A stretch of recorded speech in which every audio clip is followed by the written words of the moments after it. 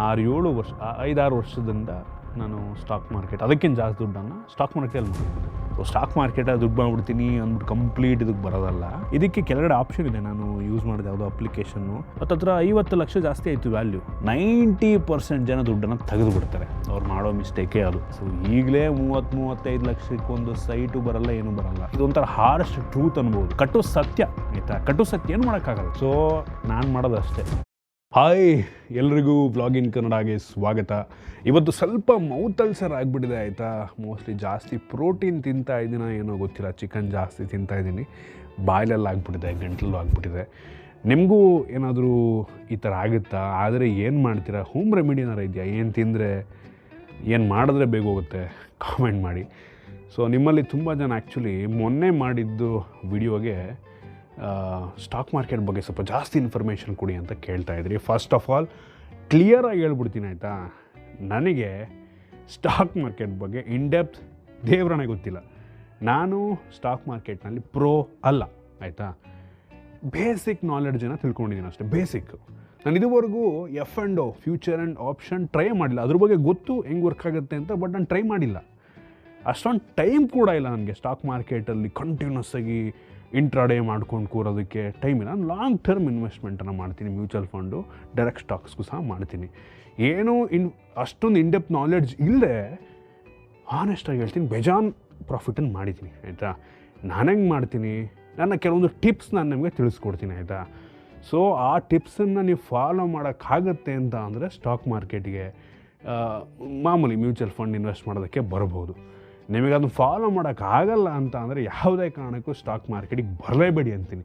ಸುಮ್ಮನೆ ಬಂದು ದುಡ್ಡನ್ನು ಕಳ್ಕೊಬೇಕಾಗುತ್ತೆ. ಬನ್ನಿ ಆಯಿತಾ, ಮಾತಾಡೋಣ. ಸಭೆ ಆರಂಭವಾಗಲಿ. ಫಸ್ಟ್ ಆಫ್ ಆಲ್ ನನಗೆ ಈ ಟಿಪ್ಸನ್ನು ಕೊಡೋಕ್ಕೆ ಏನು ಅರ್ಹತೆ ಇದೆ, ಎಲಿಜಿಬಿಲಿಟಿ ಏನಿದೆ ಅಂತ ಕೇಳ್ತಾ ಇದ್ದೀರಾ ಅಂದರೆ,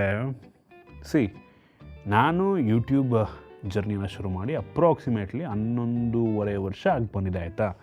ಸೊ ಈ 11.5 ವರ್ಷದಲ್ಲಿ ನಾನು ಯೂಟ್ಯೂಬಿಂದ ಬಂದಿರುವಂಥ ರೆವಿನ್ಯೂ ಏನಿದೆ, ಹತ್ತತ್ರ ನನ್ನ ಟೆಕ್ ಇನ್ ಕನ್ನಡಗೆ ಹತ್ತತ್ರ 20 ಕೋಟಿ ವ್ಯೂ ಇದೆಯಾ ಅಂತ, ಹತ್ತತ್ರ 200 ಮಿಲಿಯನ್ ವ್ಯೂಸ್ ಇದೆ ಓವರಾಲ್ ಆಯಿತಾ.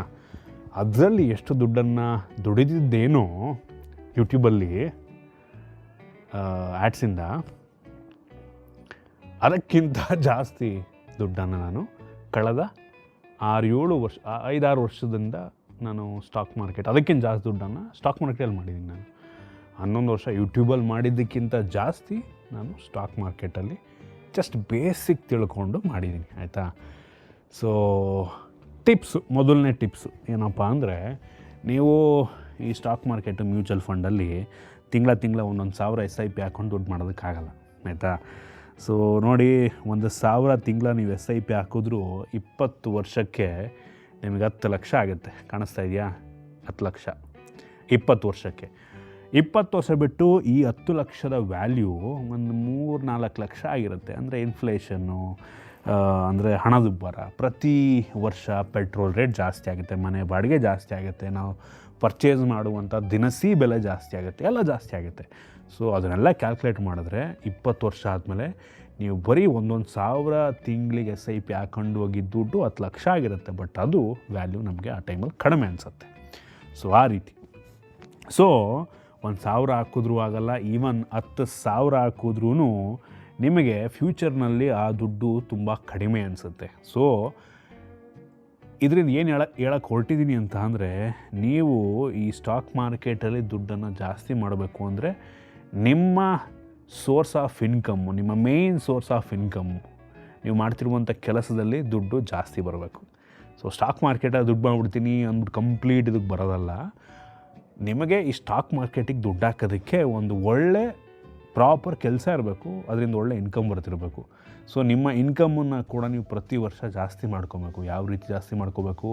ನಿಮ್ಮ ಸ್ಕಿಲ್ಸನ್ನು ಇಂಪ್ರೂವ್ ಮಾಡೋ ಮುಖಾಂತರ, ಅಥವಾ ನೀವೇ ಒಂದೇನೋ ಬಿಸ್ನೆಸ್ ಮಾಡ್ತೀರ, ಪ್ರತಿ ವರ್ಷ ಒಂದು ಬಿಸ್ನೆಸ್ಸನ್ನು ಡೆವಲಪ್ ಮಾಡಿಕೊಂಡು ನಿಮ್ಮ ಇನ್ಕಮನ್ನು ಜಾಸ್ತಿ ಮಾಡ್ಕೊಂಡು ಹೋಗಬೇಕು. ಸೊ ಹಂಗೆ ಮಾಡಿದ್ರೆ ಮಾತ್ರ ನೀವು ಸ್ಟಾಕ್ ಮಾರ್ಕೆಟಲ್ಲಿ ಆ ದುಡ್ಡನ್ನು ಬೆಳೆಸ್ಬೋದು ಆಯಿತಾ. ಬೆಳೆಸ್ಬೋದು ದುಡ್ಡನ್ನು. ಕಂಪ್ಲೀಟಾಗಿ ನಾನು ಸ್ಟಾಕ್ ಮಾರ್ಕೆಟಲ್ಲೇ ಝೀರೋಯಿಂದ ಮಾಡ್ತೀನಿ ಅಂತ ಅಂದರೆ ತುಂಬ ಕಷ್ಟ ಆಯಿತಾ.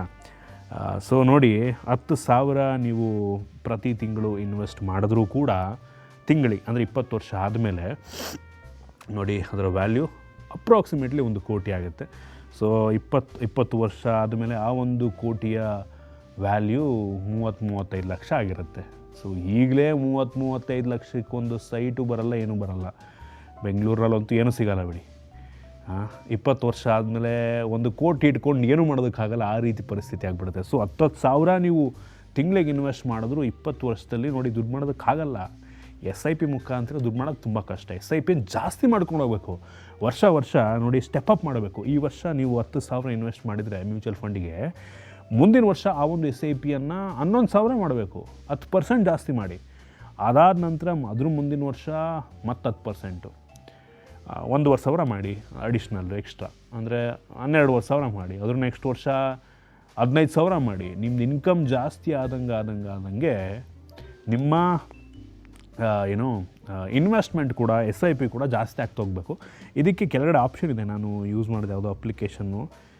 ಈ ಅಪ್ಲಿಕೇಶನ್ ಈಗ ಪ್ಲೇಸ್ಟೋರಲ್ಲಿ ಅವೈಲಬಲ್ ಇದೆ ನೋಡಿ. ಪ್ರತಿ ವರ್ಷ ನಾನು ಬರೀ 1,000 ಜಾಸ್ತಿ ಮಾಡಿದ್ರೂ ಆ ದುಡ್ಡು ನೋಡಿ ಪ್ರತಿ ವರ್ಷ 20 ವರ್ಷ 1,000 ಜಾಸ್ತಿ ಮಾಡ್ಕೊಂಡು ಹೋಗ್ತೀನಿ. ಅದು ಮಾಡಿದ್ರೂ ಹತ್ತತ್ರ 50 ಲಕ್ಷ ಜಾಸ್ತಿ ಆಯಿತು ವ್ಯಾಲ್ಯೂ ನಿಮ್ಮದು ಇನ್ವೆಸ್ಟ್ಮೆಂಟಿಂದು.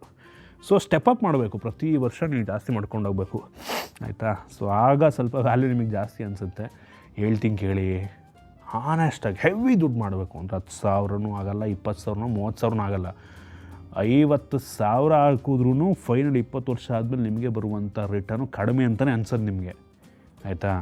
ಸೊ ಯಾವಾಗ ನಿಮ್ಮ ಇನ್ಕಮ್ ಜಾಸ್ತಿ ಆಗುತ್ತೆ, ಲಕ್ಷಾಂತರ ರೂಪಾಯಿ ನೀವು SIP ಯಾವಾಗ ಮಾಡೋಕ್ಕೆ ಶುರು ಮಾಡ್ತೀರಾ, ಆಗ ನೋಡಿ ಆ್ಯಕ್ಚುಯಲ್ ಹೆವಿ ಕೋಟ್ಯಾಂತರ ರೂಪಾಯಿ ದುಡ್ಡು ಬರೋದು ಆಗ. ನಾವು ಕಡಿಮೆ ಇನ್ಕಮ್ ಹಿಡ್ಕೊಂಡು ಮಾಡೋದು ತುಂಬ ಕಷ್ಟ. ಇದೊಂಥರ ಹಾರೆಸ್ಟ್ ಟ್ರೂತ್ ಅನ್ಬೋದು, ಕಟ್ಟು ಸತ್ಯ, ಆಯಿತಾ? ಕಟ್ಟು ಸತ್ಯ ಏನು ಮಾಡೋಕ್ಕಾಗಲ್ಲ. ಕಡಿಮೆ ಇನ್ವೆಸ್ಟ್ಮೆಂಟ್ ಮಾಡಿ ನಾವು ದುಡ್ಡು ಮಾಡೋದಕ್ಕಾಗಲ್ಲ. ಈ ವಿಷಯ ತಲೆಯಿಟ್ಕೊಳ್ಳಿ. ಸೊ ನಿಮ್ಮ ಒಂದು ಇನ್ಕಮನ್ನು, ನಿಮ್ಮ ಆ್ಯಕ್ಚುಲ್ ಇನ್ಕಮನ್ನು ಜಾಸ್ತಿ ಮಾಡಿಕೊಳ್ಳೇಬೇಕು. ಸ್ಟಾಕ್ ಮಾರ್ಕೆಟಿಗೆ ಬಂದು ಮಾಡ್ತೀನಿ, ಫುಲ್ ಹಾಕ್ತೀನಿ ದುಡ್ಡನ್ನ, ಇವತ್ತು ಹಾಕಿ ನಾಳೆ ಡಬಲ್ ಮಾಡ್ಬಿಡ್ತೀನಿ ಅಂತ ಬರೋರು ಬರಲೇಬೇಡಿ, ಆಯಿತಾ?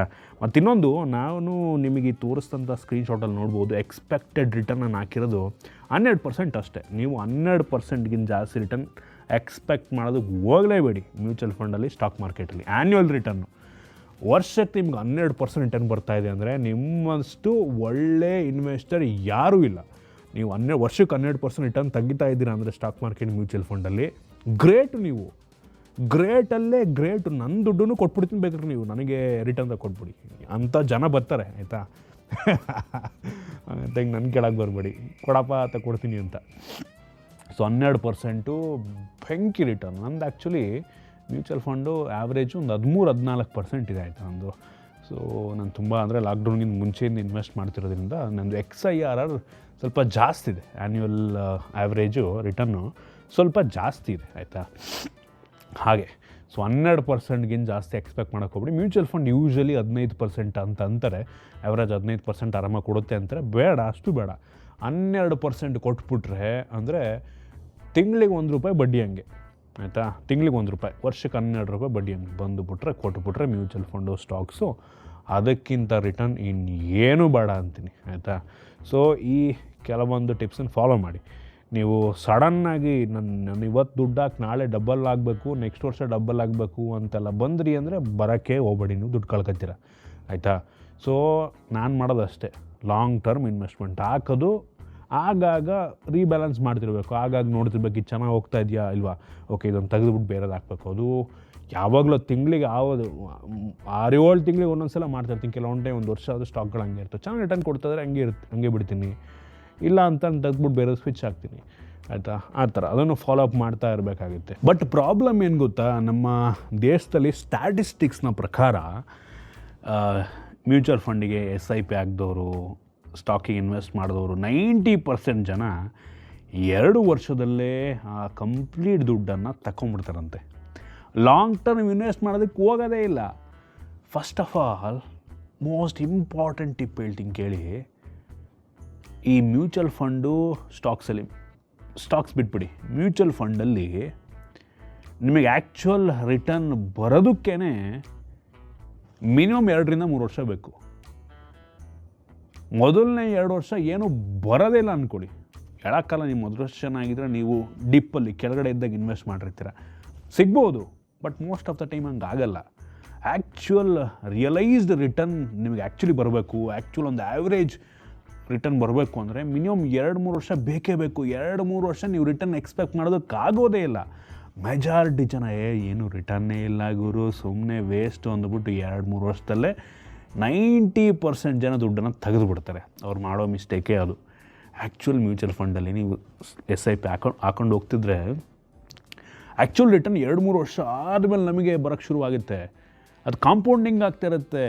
ಇನ್ನೂ ನೀವು ಅದೇ 3 ವರ್ಷ ತಡೆದ್ರಿ, 5 ವರ್ಷ ತಡೆದ್ರಿ, ರಿಟರ್ನ್ ನೆಕ್ಸ್ಟ್ ಲೆವೆಲ್ ಇರುತ್ತೆ.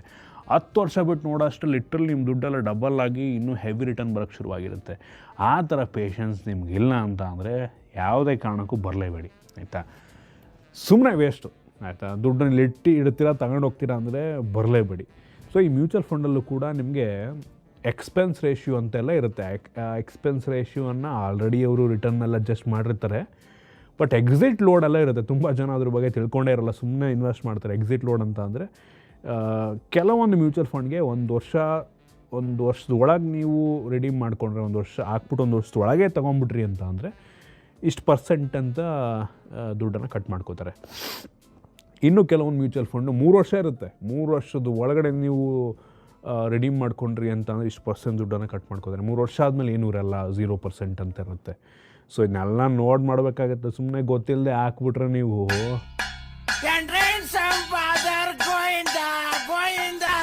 ಹೇಳ್ತೀನಿ ಕೇಳಿ, ಇದೆಲ್ಲ ನಿಮಗೆ ತಡ್ಕೊಳಕ್ಕಾಗತ್ತೆ, ಇದನ್ನೆಲ್ಲ ಫಾಲೋ ಮಾಡೋಕ್ಕಾಗತ್ತೆ ಅಂತ ಅಂದರೆ ಇನ್ವೆಸ್ಟ್ ಮಾಡೋಕ್ಕೆ ಬನ್ನಿ, ಇಲ್ಲ ಬರಬೇಡಿ. ಸುಮ್ಮನೆ ಅಲ್ಲೇ ನಿಮ್ಮದು ನಿಯರ್ ಬೈ ಯಾವುದಾದ್ರೂ ಬ್ಯಾಂಕಿಗೆ FD ಹಾಕ್ಕೊಳ್ಳಿ, ಚೀಟಿ ಹಾಕ್ಕೊಳ್ಳಿ, ಅಲ್ಲೇ ದುಡ್ಡು ಮಾಡ್ಕೊಳ್ಳಿ. ಸ್ಟಾಕ್ ಮಾರ್ಕೆಟಿಗೆ ಬಂದು ಸುಮ್ಮನೆ ಯಾಕೆ ದುಡ್ಡು ಕಳ್ಕೊತೀರ? ಈ ಟಿಪ್ಸು ಫಾಲೋ ಮಾಡಿ. ಲಾಂಗ್ ಟರ್ಮ್ 5 ವರ್ಷ 10 ವರ್ಷ ಮಿನಿಮಮ್ 10 ವರ್ಷ ಅಂದ್ಕೊಳ್ಳಿ. 5 ವರ್ಷನೂ ಬೇಡ, 10 ವರ್ಷಕ್ಕೆ ಇನ್ವೆಸ್ಟ್ ಮಾಡೋಕ್ಕಾಗುತ್ತಾ ನಿಮಗೆ? ಫ್ಯೂಚರಿಗೆ ಇನ್ವೆಸ್ಟ್ ಮಾಡೋಕ್ಕಾಗುತ್ತಾ? ಬನ್ನಿ, ಇಲ್ಲ ಅಂದರೆ ಬರಲೇಬೇಡಿ, ಆಯಿತಾ. ಇದೆಲ್ಲ ನೀವು ಮ್ಯೂಚುವಲ್ ಫಂಡ್ ಸ್ಟಾಕ್ಸ್ ಎಲ್ಲ 1 ವರ್ಷ 2 ವರ್ಷ ಆಟ ಅಲ್ಲ, ಆಯಿತಾ. 3 ವರ್ಷನೂ ಆಟ ಅಲ್ಲ, 5 ವರ್ಷನೂ ಅಲ್ಲ, 10 ವರ್ಷ 15 ವರ್ಷ 20 ವರ್ಷ ನಿಮ್ಮ ಕೊನೆ ಕಾಲಕ್ಕೆ ನಿಮಗೆ ದುಡ್ಡು ಮಾಡಿಕೊಡುತ್ತೆ. ಆ ಥರ ಒಂದು ಗೋಲ್ ಇಟ್ಕೊಳ್ಳಿ, ಆಯಿತಾ. ಏನಕ್ಕೆ ಮಾಡ್ತೀವಿ? ಒಂದು ಫ್ಯೂಚರಲ್ಲಿ ಮನೆ ತಗೊಳ್ಳೋಕ್ಕೆ ಅಥವಾ ಫ್ಯೂಚರಲ್ಲಿ ಒಂದೇನೋ ಸೈಟ್ ತೊಗೊಳಕ್ಕೆ, ಈ ಥರ ಗೋಲ್ ಇಟ್ಕೊಂಡು ಬನ್ನಿ ಅಷ್ಟೇ, ಏನೂ ಇಲ್ಲ. ಸೊ ದುಡ್ಡು ಮಾಡೋದು ಈಸಿ, ಆಯಿತಾ. ಹೇಳ್ತೀನಿ ಕೇಳಿ, ಮಾಡೋದು ತುಂಬ ಈಸಿ. ಪೇಷನ್ಸ್ ಬೇಕು. ಇದೊಂದೇ ಅಲ್ಲ, ನೀವು ಏನೇ ಕೆಲಸ ಮಾಡ್ತೀರಿ, ಯಾವುದೇ ವಿಷಯಕ್ಕಾದರೂ ಆಗಲಿ ಪೇಷನ್ಸ್ ಬೇಕೇ ಬೇಕು. ಆ ಪೇಷನ್ಸ್ ಇಲ್ಲ ಅಂತ ಅಂದರೆ ದುಡ್ಡು ಕಳ್ಕೊತೀರ ಅಷ್ಟೇ. ಸೊ ಅದಕ್ಕೇ ನೋಡಿ ಮೆಜಾರಿಟಿ ಜನ ಸ್ಟಾಕ್ ಮಾರ್ಕೆಟಲ್ಲಿ ನಿಮ್ಗೆ ಏನು ದುಡ್ಡು ಪ್ರಾಫಿಟ್ ಲಾಸ್ ಅಂತ ಕೇಳಿದ್ರೆ ಮೆಜಾರಿಟಿ ಜನ ಲಾಸ್ ಅಂತಾರೆ. ಯಾಕೆ?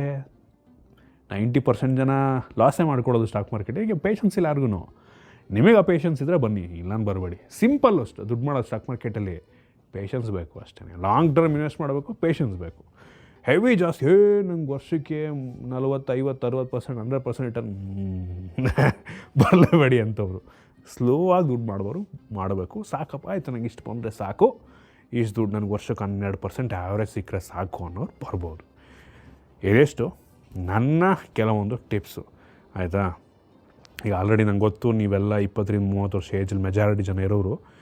ಸೊ ಈ ಏಜಲ್ಲಿ ಅನಾವಶ್ಯಕವಾಗಿ ದಯವಿಟ್ಟು ಅಲ್ಲಿ ಇಲ್ಲಿ ಹಾಕಿ ಗ್ಯಾಮ್ಲಿಂಗ್ ಮಾಡೋಕ್ಕೋಗ್ಬೇಡಿ, ಆಯಿತಾ. ಬೆಟ್ಟಿಂಗ್ ಮಾಡ್ಕೊಂಡು ಗ್ಯಾಮ್ಲಿಂಗ್ ಮಾಡೋಕ್ಕೋಗ್ಬೇಡಿ.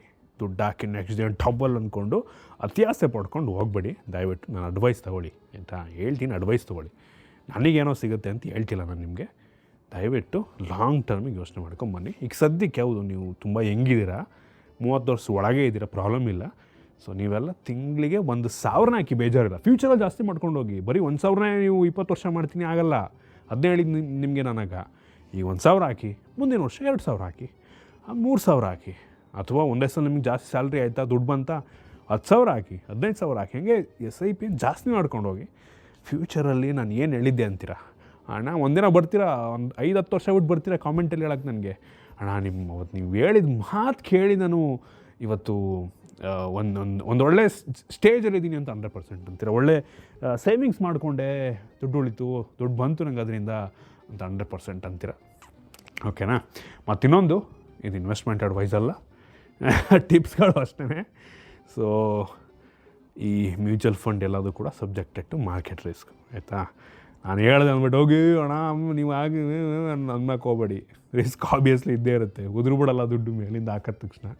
ಮಾರ್ಕೆಟಿಗೆ ಇನ್ವೆಸ್ಟ್ ಮಾಡೋದು ಮ್ಯೂಚುವಲ್ ಫಂಡ್ ಅವ್ರಿಗೆ ಮಾರ್ಕೆಟ್ ಮೇಲೆ ಡಿಪೆಂಡ್ ಆಗುತ್ತೆ. ನೋಡಿ ಲಾಸ್ಟ್ 2 ಇಯರ್ಸಿಂದ ರಿಟರ್ನ್ ಏನೂ ಇಲ್ಲವೇ ಇಲ್ಲ, ನಮ್ಮದೇನು ರಿಟರ್ನೇ ಇಲ್ಲ ಲಾಸ್ಟ್ 2 ಇಯರ್ಸಿಂದ, ಝೀರೋ ರಿಟರ್ನ್. ಹಂಗೇನೆ ಏನು ಮಾಡೋಕ್ಕಾಗಲ್ಲ. ಬಟ್ ಇನ್ನೇನು ಆ್ಯಾವ್ರೇಜ್ ಲಾಂಗ್ ಟರ್ಮಲ್ಲಿ ಒಳ್ಳೆ ರಿಟರ್ನ್ ಕೊಡುತ್ತೆ ಅಂತ ಆಗ್ತೀವಿ ಅಷ್ಟೇ, ಇನ್ನೇನೂ ಇಲ್ಲ. ಗೌರ್ಮೆಂಟ್ ಅವ್ರು ಹೇಳಲ್ವ, ಗೌರ್ಮೆಂಟ್ ಅಡ್ವರ್ಟೈಸ್ಮೆಂಟ್ ಕೊಡಲ್ವಾ ಮ್ಯೂಚುವಲ್ ಫಂಡ್ ಸರಿ ಇದೆ ಅಂತ, ಹಿಂದಿ ಹೇಳ್ತಾರೆ ಸೈ ಹೇ ಅಂತ, ಸರಿ ಇದೆ ಅಂತ ನಾವು ಕನ್ನಡದಲ್ಲಿ ಹೇಳ್ತೀವಿ ಅಷ್ಟೇ, ಇಲ್ಲ. ಸೊ ಇದಿಷ್ಟು ಈ ವ್ಲಾಗ್, ಈ ಅಡ್ವೈಸ್ ನಿಮ್ಗೆ ಇಷ್ಟ ಆಗಿ ಅನ್ಕೋತೀನಿ. ನೆಕ್ಸ್ಟ್ ಏನು ಬೇಕು, ಏನರ ಬಗ್ಗೆ ಬೇಕು ಕಾಮೆಂಟ್ ಮಾಡಿ ಆಯಿತಾ.